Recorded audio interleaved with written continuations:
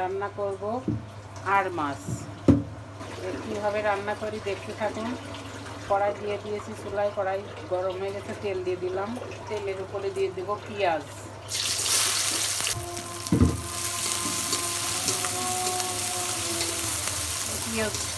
পেঁয়াজগুলো লাল লাল করে ভেজে নেব।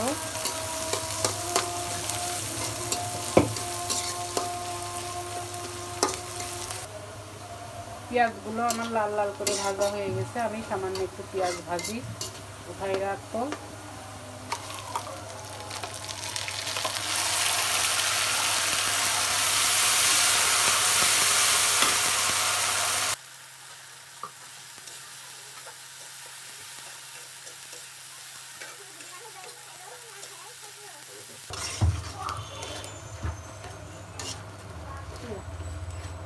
এখানে দিয়ে দেবো হলুদের গুঁড়া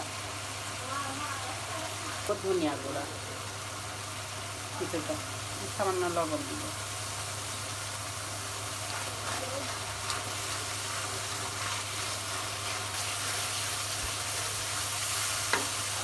মশলা কষানো হয়ে গেছে, এবার মাছগুলো দিয়ে দেব এখানে।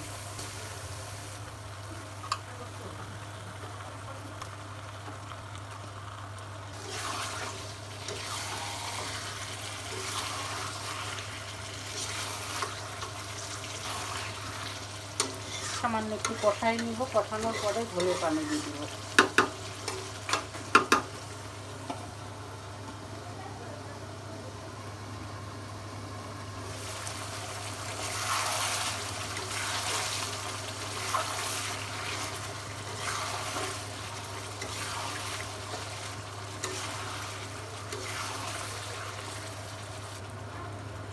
আমি এখানে ঝোলের পানি দিয়ে দিয়েছি।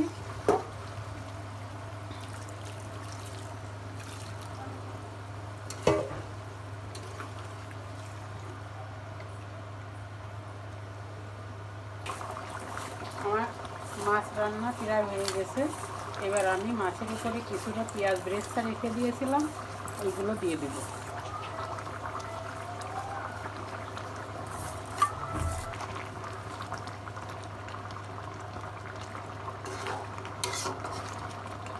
ঝোলগুলো এবার আমি আলতোভাবে নামায়ে ঢেলে দেব।